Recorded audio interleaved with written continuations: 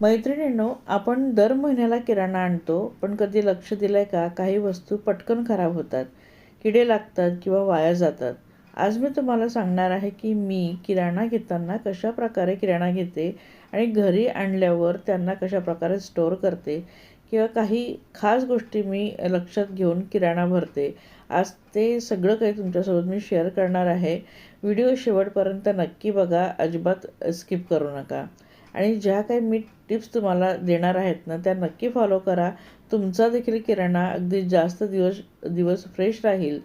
Hello, नमस्कार. मी अनिता इंगळे मराठी व्लॉग्समध्ये तुम्ही सर्वांचं स्वागत करते. मी आणि मिस्टर आम्ही आलो आहोत महिन्याचा किराणा भरायला कल्याणच्या पटेल मार्टमध्ये, जिथून मी दर महिन्याला किराणा भरते.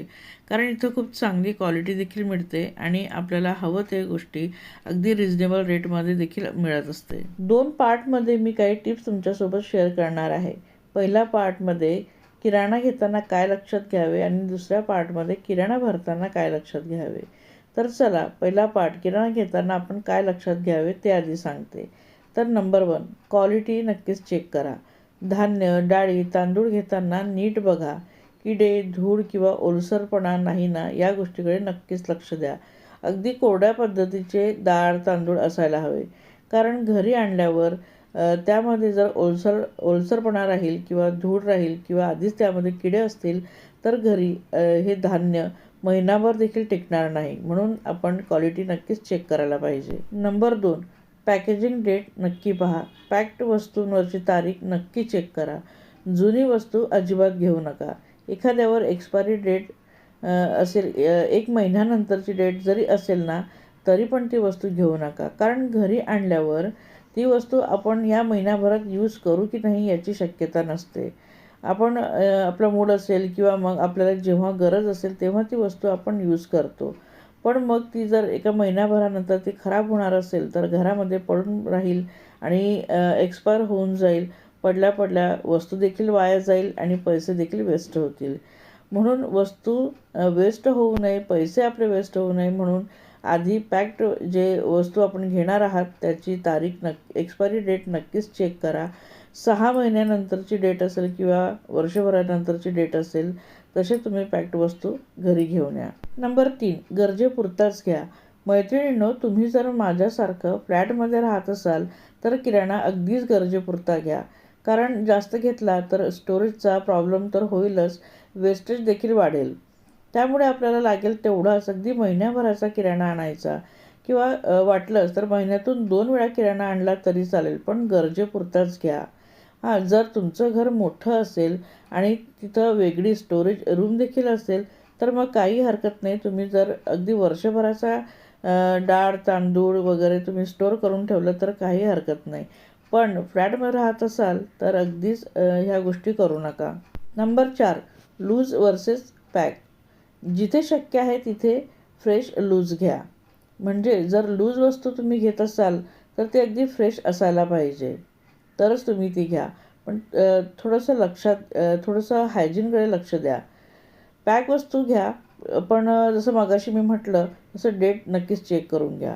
लूज वस्तू घ्यायला हरकत नाही, पण ते खूप लोकांनी हाताळलेलं असतं आणि त्याने ते खराब देखील होत असतं. म्हणून लूज घेताना अगदी फ्रेश आहे की नाही ते नक्की लक्षात घ्या. किंवा खूप असे जुन्या डाळी वगैरे, अगदी जुनं तांदूळ वगैरे धूळने माखलेलं वगैरे असेल तर ते नका घेऊ. नंबर 5, सीझन लक्षात घ्या. जर तुम्ही पावसाळ्यात किराणा घेतायत तर तेव्हा क्वांटिटी जरा कमीच घ्या. ओलसरपणामुळे किडे पटकन लागतील, वस्तू लवकर खराब होईल. हिवाळ्यात किंवा उन्हाळ्यात तुम्ही क्वांटिटी थोडी जास्त घेतली तरी चालेल.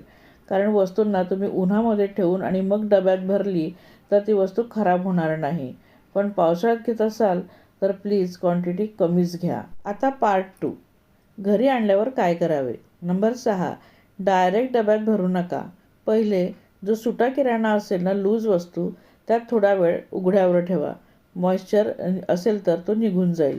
पॅक असेल तर तुम्ही लगेच डब्यामध्ये भरलं तरी काही हरकत नाही. नंबर 7, स्वच्छ आणि कोरडे डबे वापरा. किराणा आणायचा असेल ना, त्याच्या आदल्या दिवशीच तुम्ही डबे रिकामे झाले असतील किंवा मग रिकामे करून घ्यायचे आणि त्यांना घासून पुसून स्वच्छ अगदी कोरडं करून ठेवायचं किंवा उन्हात ठेवून दिलं तर छान असे कोरडे होतील. पण जर तुम्हाला लगेच वापरायचे असतील तर मग त्यांना धुवू नका. त्यांना तसेच कोरड्या कपड्याने पुसून आणि त्याच्यामध्ये नवीन आणलेला किराणा भरा. लगेचच्या लगे डबे घासून आणि पुसून वगैरे घेऊ नका. कुठं ना कुठं तरी थोडंसं मॉइश्चर राहतं आणि त्याने वस्तू खराब होते. नंबर 8, जुनं आणि नवीन मिक्स करू नका. पहिला जो जुना स्टॉक आहे तो आधी संपवा किंवा मग त्याला एखाद्या भांड्यामध्ये बाजूला काढून घ्या. नवीन किराणा तुम्ही डब्यांमध्ये स्टोअर करा आणि जुना त्यामध्ये जर येत असेल तर वरच्यावर ठेवा, म्हणजे तो आधी वापरला जाईल. किंवा मग त्याला वेगळ्या एखाद्या डब्यामध्ये भरा आणि तो आधी संपवा. पण जुनं आणि नवीन एकत्र करू नका. नंबर 9, डब्यांवर लेबल लावा. जर खूप सारे तुमच्याकडे डबे असेल ना, तर तुमचं कन्फ्युजन होत असेल की रोज रोज डबा शोधावा लागत असेल, तर डब्यांवर नाव लिहा आणि सोबत डेट देखील लिहा. तुम्हाला ट्रॅक ठेवायला सोपं जाईल. डेट लिहिल्यामुळे तुम्हाला कळेल की महिन्याभरात तुम्हाला ही वस्तू किती क्वांटिटीमध्ये लागली आहे. म्हणजे नेक्स्ट महिन्यामध्ये किराणा आणताना तुम्हाला क्वांटिटी घेताना लक्षात येईल. आणि लेबल यासाठी की वस्तू तुम्हाला पटकन सापडेल.